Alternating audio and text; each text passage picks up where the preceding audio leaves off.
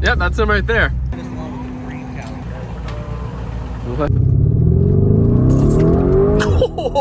YouTube, what is going on? Nick Theriot here, and we are literally 3 hours away from picking up our Lamborghini Urus. And this is gonna be my very first Lamborghini. I've never owned a Lamborghini before. First off, say thank you to literally everyone who has liked the video, commented on the video, hit that subscribe button, has watched the video, even like past 10 seconds, whatever, because all of this is thank you to you guys. A decade of work I put into to be able to afford this. And today's finally happening.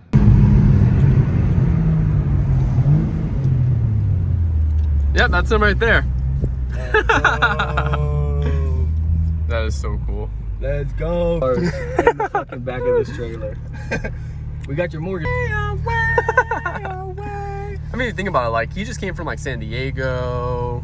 He has to go to Atlanta. So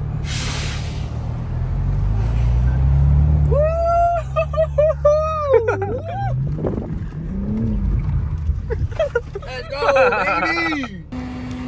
wow. That is so cool. There it is.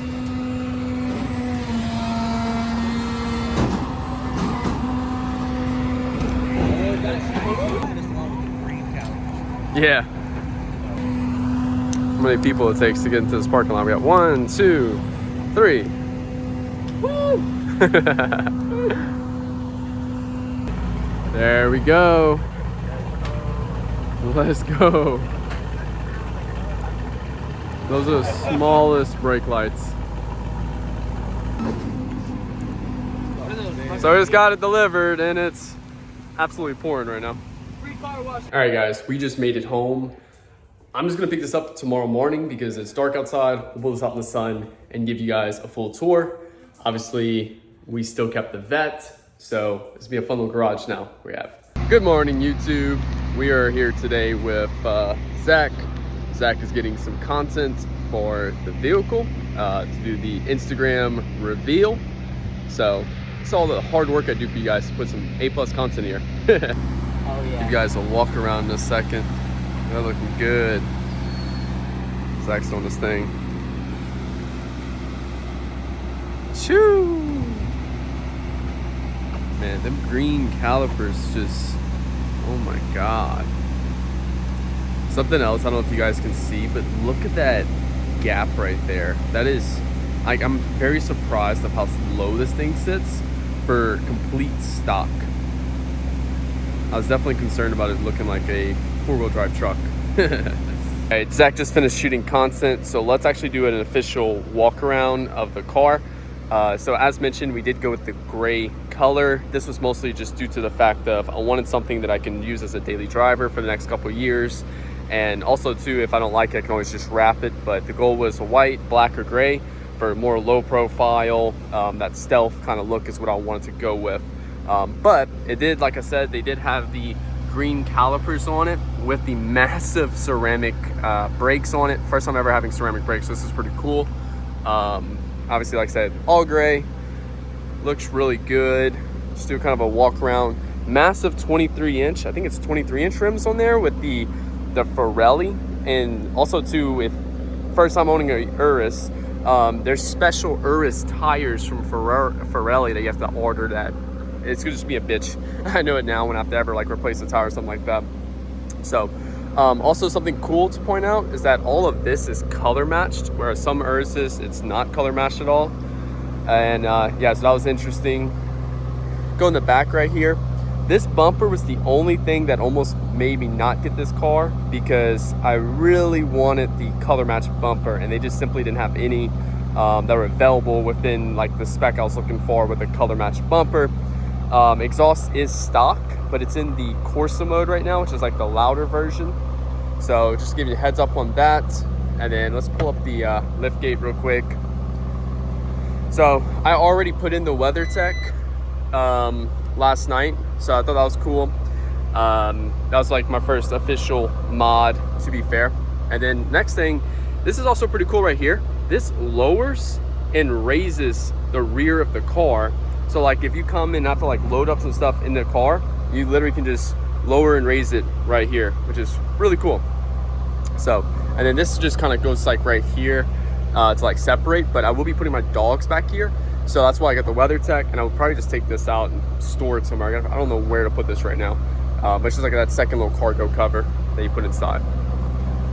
Keep going around. Take a look at the back. Also cool thing about the gas cap. Check this out. You got this nice Urus gas cap. I've never seen a gas cap like that before. Now, to be fair, the one thing I didn't like about it is that you actually have to manually twist it off. First time owning a car in a while that I actually have to manually twist off a gas cap. Go in the rear. We already got some dirt and stuff like that from friends last night, but we got this beautiful green stitching on all of the seats, really nice. And then you also got this really cool gauge cluster back here for like your seats and your power outlets, all those good things. So really cool. Definitely not like what I would say like super spacious back here, but we were able to comfortably put 3 different people in here last night for test drives and stuff. They loved it. And then also too, you have this amazing sound system by Bang & Olufsen. I don't know if I'm saying that correctly. This thing sounds amazing. I don't quote me if I'm wrong, but I think I want to say it's like 10 grand just for the sound system in this car. Just absolutely nuts. Now we keep going around. We'll go passenger side real quick. Zach has his stuff in the car right now. We're shooting some content and everything, but definitely very cool up here. You got the Lamborghini headrest. Pretty much all the headrests have the Lamborghini. Getting the green stitching. You got the nice little Lamborghini in the front right here. Pretty damn spacious up here, and then we'll kind of go more into the driver's side. All right, so let's check this out. This is the inside. Let me sit down. Oof. All right, let's take a look at this. So right now it is in Corsa mode. This is the loudest mode in terms of the exhaust. It also has the like stiffens up the suspension, it changes the gear shifting, all that. So it's just more of like your track focused mode right here. You have your, your, what I would say, like your heating, cooling, all that right here. This is your infotainment and everything. Really nice, really cool. And cup holders, well, we do have cup holders. We just found out this morning you cannot fit 2 coffees in there. But yeah, this is pretty sick. So I'll give you all a little bit of driving clips in a second, but this is overall the vehicle right here. So, and also cool thing about this is there is no drive mode on this thing. So regardless of what mode it is in, whether it's with reverse, park, or neutral, the only way to put it in drive is literally just pulling the paddle shifter. And that's how you go into drive. Oh God, bump.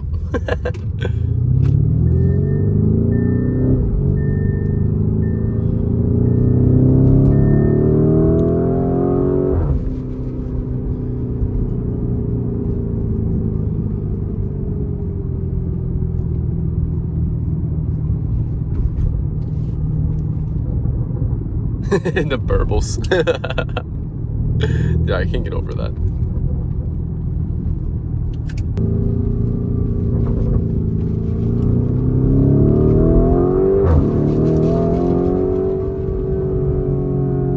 Here. Won't be super, but.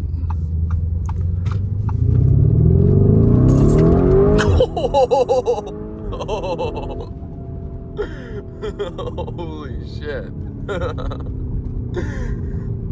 Damn.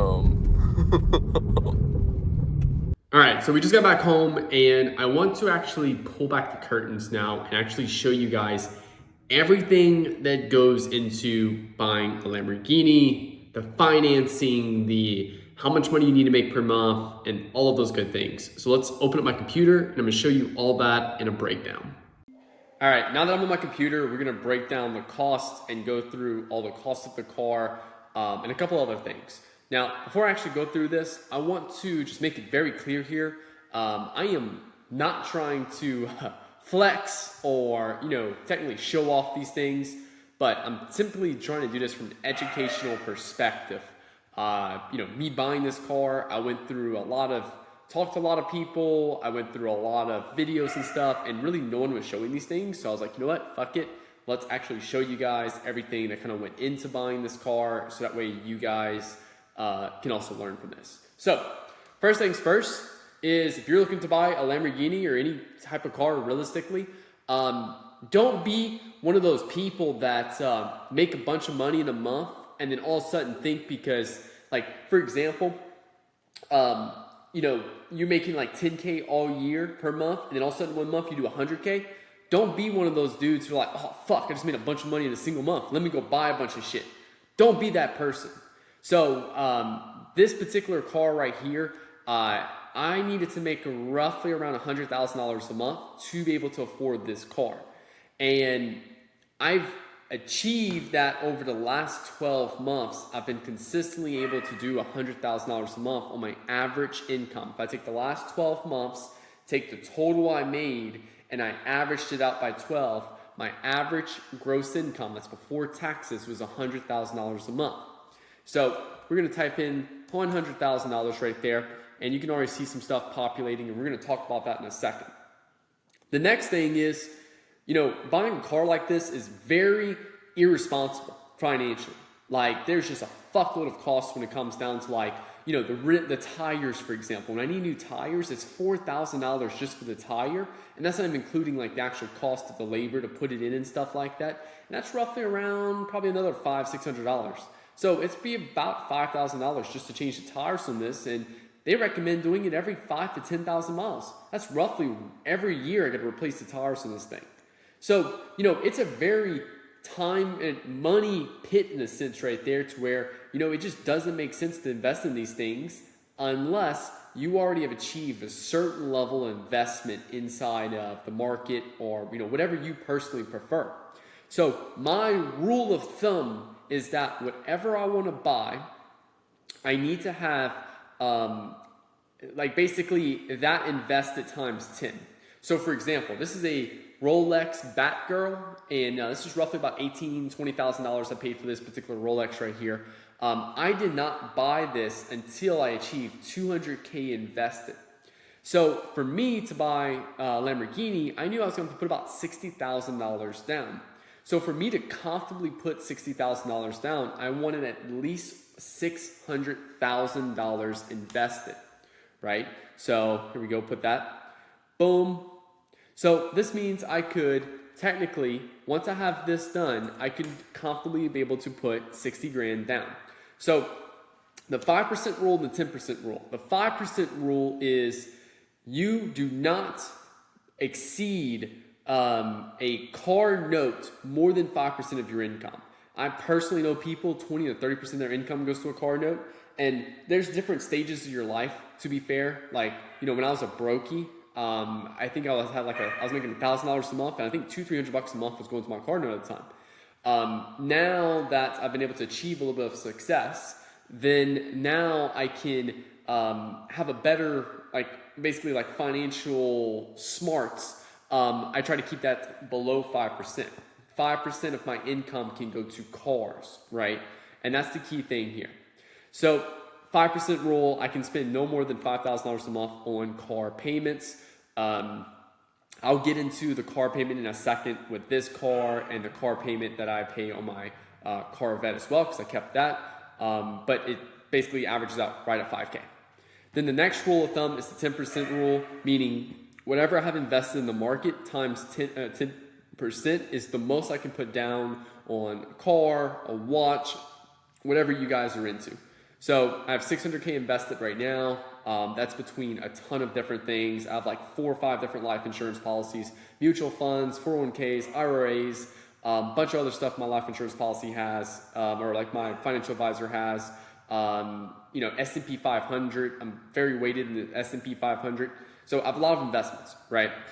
There's a lot of people on Money Twitter and all these other places where it's bro, they're buying a Lamborghini or something like that. They have 3 months cash in the bank, and that's it. They have nothing invested, and I simply don't want to be put in a position where I feel like I'm stressed to make the payment on either one of these vehicles, and that's going to limit my creativity. That's going to limit my ability to make decisions as a business owner. So I want to make sure that I'm very well put together, because that's actually going to make me feel a lot better driving this vehicle, because now I can drive it stress-free. You know, someone hits me, someone scratches one of the rims, I curb a rim on accident or something like that, cool, whatever, no big deal, 5K. But if I'm like barely making 10K a month and have to pay for this vehicle, I'm stressed as fuck, because one like little accident could happen, could destroy me financially. So 5% rule, 10% rule, learn those. Next thing, car price. So the car was $219,000. It has 16,000 miles on it, and tax title license on it. It's about $21,900, roughly 10% of whatever the car price is. And that put us at $240,000 that basically I owed in that sense. And I put $60,000 down. That basically brings the car back to about like the total I need to finance about $180,000. Now I'm gonna give you guys another little shit I wish I knew before I purchased this thing. So for what I learned was you cannot get a loan more than double what your last loan was. So for example, for me, my first ever technically my third ever car loan was for $49,000. That's how much I financed, and that was the red Ford Mustang. If you go back to my YouTube channel after me buying my Ford Mustang, that was $49,000, and that was my technically highest loan at the time. And when I got the C8 Corvette, the highest amount I could get approved for was $98,000. Because my highest loan prior was $49,000, so it doubles each time. And for the Lambo, the highest I could get for it was going to be about right around like 180, 190, because it was to double my last loan. So I tried getting approved for a loan for $260 about a year ago for a Huracan before I kind of bossed up, got a little smarter about my finances, and they were going to charge me like 20-30% interest rate. Insane. But it's because I didn't have the proper history. Or I was going to put down like 50% of the vehicle price because of the loan history, right? So I thought this was just something that, was a false kind of like myth going in the air. But I learned the hard way. I didn't believe any of my mentors that told me that multiple times. I refused to believe them, and I tried to get proof and proof and proof, and I just kept getting shot down. And, to be fair, it kind of fucked my credit up a little bit because I kept having all these hard inquiries on it and stuff like that. So you need to keep kind of leveling up, right? So for me, that's kind of why I bought the C8, to drive it for a couple months, to build my loan history up, show I can pay off a higher payment loan. And then that's why I bought this vehicle. This vehicle about $219, financed about $180. I'll be able to get my next approval for about $360 next. And I'm not really sure yet what I want to get next, but I definitely want to get like an Inventor next, and those run about $400,000. I'll probably have to put about $100,000 down on that, and that should give me right in my loan range to get my next approval for the vehicles I really want next. Next thing is you're going to need to put about 20 to 30% down. I put $60,000 down, which is going to be roughly 20%, 25% of the vehicle price. And that's a good sizable chunk, so I can build some equity in the vehicle. I was always a big person that's like, I can afford the monthly payment, but I don't want to put a lot of money down, because I'd rather just simply have that money in the bank, because if I can't pay a note or something like that, I have that cash reserve. I learned you're either going to bite the cash down in the beginning or at the end. So either you put a lot of money down, so that way you can walk away from the vehicle if you ever have to sell it with equity built into it, or you can put no money down and then you can walk away from the vehicle. But to walk away from that vehicle, you have to put a lot of money down then. So you have two options. Me personally, I just think it feels a lot better to put a lot of money down in a vehicle.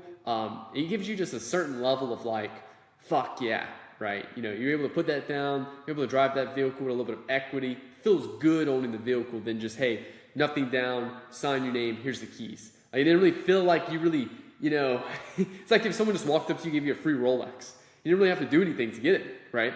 But if you have to put like 10, 20K down first before they give you the Rolex, you'll be more a little inclined to treat it seriously. So that's just a little thought process around that. Next thing is interest. I'm paying like 9.5% interest.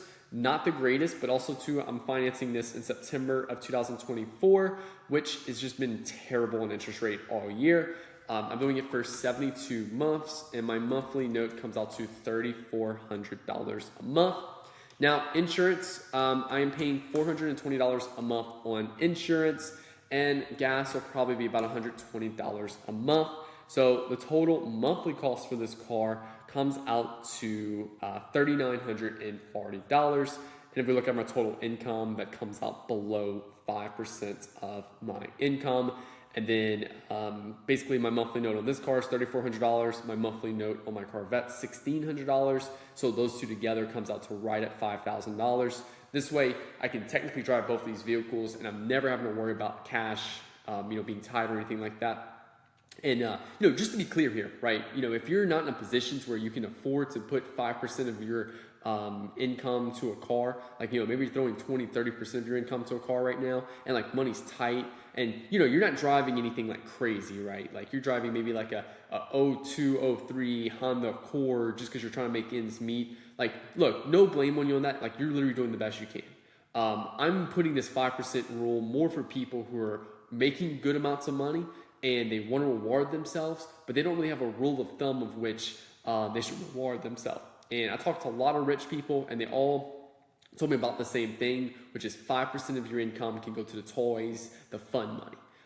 So that's what these are. These are both toys. Even though I drive them every day, they're both toys to me. So this is exactly how much the car was, cost of everything like that, and kind of some of my rules and ideologies about purchasing this and feeling good about purchasing it. Right, that's the biggest thing here. Hope you guys enjoyed that, and thank you all so much for the support on this video. Thank you again so much for just the support over the years for the channel. Again, I would not be here without you guys, and trust me, there's a lot more content coming along the way. If you want to know more about kind of like what I do and everything like that, click the link below. I have a couple different ways between, number one, I run a Facebook advertising agency, so I work with stores who are doing at least $100,000 a month and help them scale to multiple 7 figures a month. I have a mentorship group. This mentorship group is specifically for people who are running Facebook ads. I help them and coach them and consult with them on how to run their Facebook ads better. And then below that, I have my new ebook, adsthatscalebook.com. And this book right here teaches you everything on how to write ads that scale, and is exactly what got me here to buying Urus. Thank y'all again so much for watching. Hope you have a good rest of y'all day. Hit that like button, hit that subscribe button. Peace out.